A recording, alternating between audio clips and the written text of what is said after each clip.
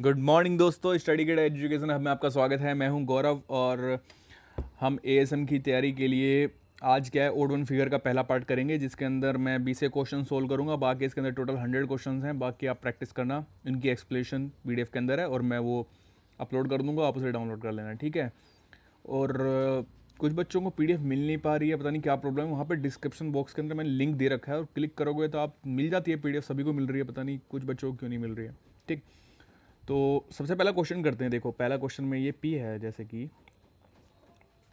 तो इसमें क्या रोटेशन की प्रॉब्लम है। देखो इसको अगर, जो हमारा पी है, इसको अगर हम क्लॉकवाइज घुमाते हैं तो ये ऐसा उल्टा हो जाएगा, और इसको और घुमाएंगे क्लॉकवाइज घुमाएंगे तो ये ऐसा हो जाएगा, फिर क्लॉकवाइज घुमाएंगे तो ऐसा हो जाएगा। तो सभी में क्या है, सी डी ई में क्लॉकवाइज है और क्यू के अंदर ये एंटी क्लॉकवाइज है। तो हमारा जो क्या नाम है बी ऑप्शन है वो हमारा आंसर हो जाएगा, ठीक है।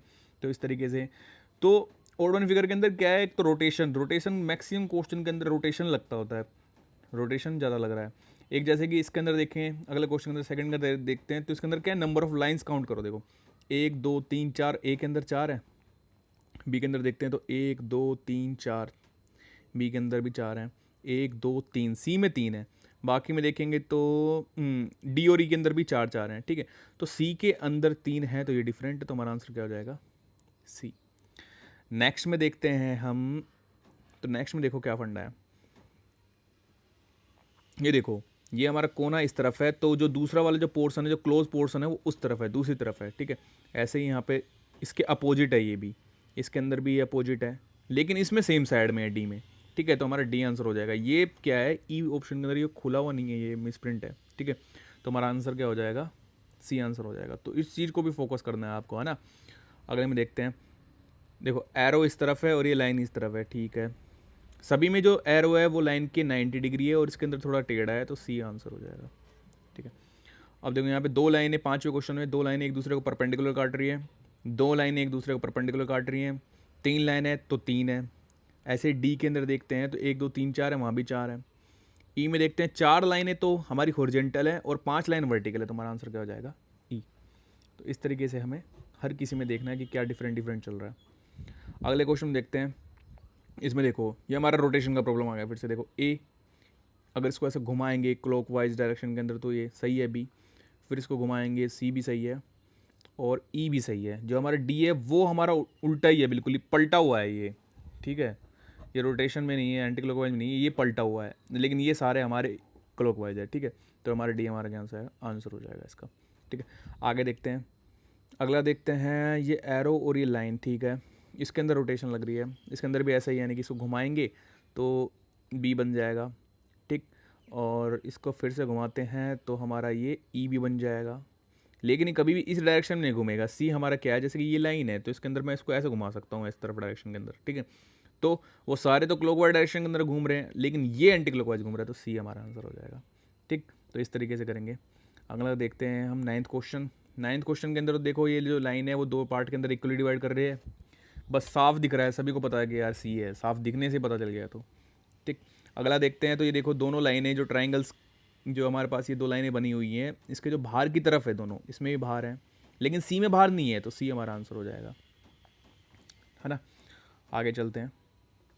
तो हर किसी के अंदर बस आपको रीड करना है। आप क्या, धीरे धीरे स्टार्टिंग में आपको थोड़ा टाइम लगेगा हर एक टाइप को करने में, लेकिन जब आप समझ जाओगे ना कि ये ट्रिक लग रही है तो टाइम धीरे धीरे कम होता चला जाएगा। इसके अंदर बस प्रैक्टिस है, जितनी प्रैक्टिस आप करोगे ना ऑड फिगर वाले प्रॉब्लम के अंदर, तो उतनी आप इंप्रूवमेंट होती चली जाएगी।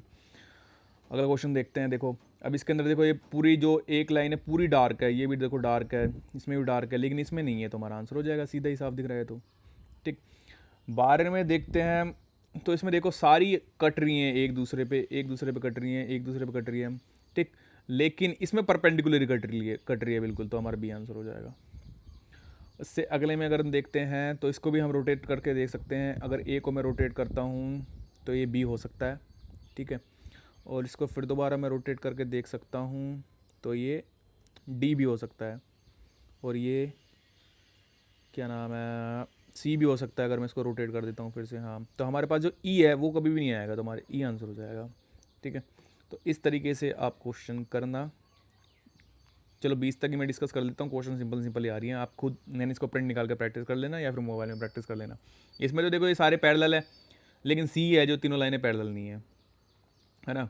15 में देखते हैं तो देखो यहाँ पे है प्लस माइनस और 2 लाइनें ये बाहर हैं, प्लस माइनस 2 लाइनें बाहर हैं, उसमें भी 2 बाहर हैं, लेकिन डी के अंदर एक अंदर चला गया, ये वाली ये चीज़ अंदर चली गई है ना, तो ये हमारा आंसर हो जाएगा, डी आंसर हो जाएगा। अब 16th के अंदर देखते हैं, तो 16 देखो हर लाइन एक दूसरे के परपेंडिकुलर या फिर कट रही है, लेकिन सी एक ऑप्शन है जिसके अंदर सारी लाइनें एकदम पैरेलल हैं एकदम, तो हमारा 16 हमारा आंसर हो जाएगा इसके अंदर। ठीक, तो इस तरीके से क्वेश्चन को अप्रोच करेंगे।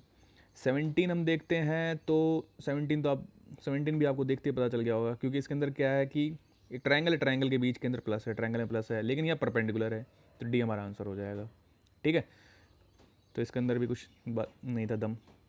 18th क्लियर नहीं है, इसके अंदर क्या है, पीडीएफ के अंदर कुछ क्लियरली दिख नहीं रहा है, तो इसको तो आप छोड़ो। ठीक है, वहाँ पे क्या नाम है, ये दिखने के अंदर ही ऐसा हो रखा है, इसके अंदर तो क्या ही करें। अगला देखते हैं, 19 देखते हैं। तो 19 में अगर हम देखते हैं तो देखो यहाँ पे हमारी कितनी कितनी लाइनें देख लो। सबसे पहले तो 1 2 3 4 है इसके अंदर, 1 2 3 4 है इसके अंदर। सी के अंदर भी देखो 1 2 3 4 5 है, इसके अंदर 1 2 3 4 है, 1 2 3 4 है, तो किस वाले में 5 है, सी वाले में 5 है ना, तो ये हमारा आंसर हो जाएगा। आगे चलते हैं। आगे देखो तो देखिए लाइन 2 पार्ट में डिवाइड कर रही है, हर किसी में 2 2 में डिवाइड कर रही है, लेकिन डी एक ऐसा ऑप्शन है जिसके अंदर 2 से ज़्यादा भाग के अंदर डिवाइड कर रही है ना, ज़्यादा भाग के अंदर डिवाइड कर रही है, तो हमारा यही आंसर हो जाएगा, डी हमारा आंसर वाला। कौन सा क्वेश्चन कर रहे थे हम, 20th कर रहे थे, तो 20th क्वेश्चन के अंदर क्या हो जाएगा, डी हो जाएगा। ठीक, 21 के अंदर देखेंगे, देखो यहाँ पे ट्रायंगल्स है, हर एक लाइन के हर एक उसके अंदर देखेंगे, और देखो ये 5 भाग के अंदर डिवाइड कर रहे हैं, 5 इसके अंदर एरिया है एक तरीके से। इसके अंदर देखो 1 2 3 3 है इसके अंदर, 1 2 3 इसके अंदर भी 3 है। ठीक है, अगले में देखेंगे तो ये एक ये एक ये एक, तो 3 एरिया है इसके अंदर भी, 3 भाग में डिवाइड हो रहा है, और ई के अंदर भी 3 भाग में डिवाइड हो रहा है। ठीक है, लेकिन जो ए ऑप्शन है उसके अंदर 5 में डिवाइड हो रहा है, तो हमारा ए आंसर हो जाएगा। तो इस तरीके से 21 तक क्वेश्चन हमने डिस्कस कर लिए हैं। बाकी क्वेश्चन अब आपको करने हैं, उनकी एक्सप्लेनेशन पीछे दे ही रखी है। आपको फिर भी कोई प्रॉब्लम होती है तो कमेंट सेक्शन में मुझे लिखिए। ये हमारा पहला पार्ट था। इसके बाद मैं कल दोबारा एक पीडीएफ अपलोड कर दूंगा जिसके अंदर भी इतने क्वेश्चन होंगे, उनको आप फिर सोल्व करना। ठीक है, कल दोनों पीडीएफ ही अपलोड कर दूंगा जिसके अंदर अराउंड आपको 200 क्वेश्चन मिलेंगे। दैन फिर हम इन्फॉर्मेशन ऑर्डरिंग और शॉर्ट रूट मेथड है, उसका जो न्यू मेथड है वो भी डिस्कस करेंगे, सब कुछ डिस्कस करेंगे पीडीएफ के साथ। ठीक है, तो सिंपली आप प्रैक्टिस करो, अच्छे से टाइमर लगा के प्रैक्टिस करो। ठीक है दोस्तों, तो ठीक है, please like and subscribe my channel study कीड़ा। एंड आपको कोई पीडीएफ मिल जाएगी डिस्क्रिप्शन बॉक्स में, फिर भी अगर कोई दिक्कत हो रही हो तो मुझे प्लीज़ कमेंट सेक्शन में लिखना। ठीक है, थैंक यू दोस्तों।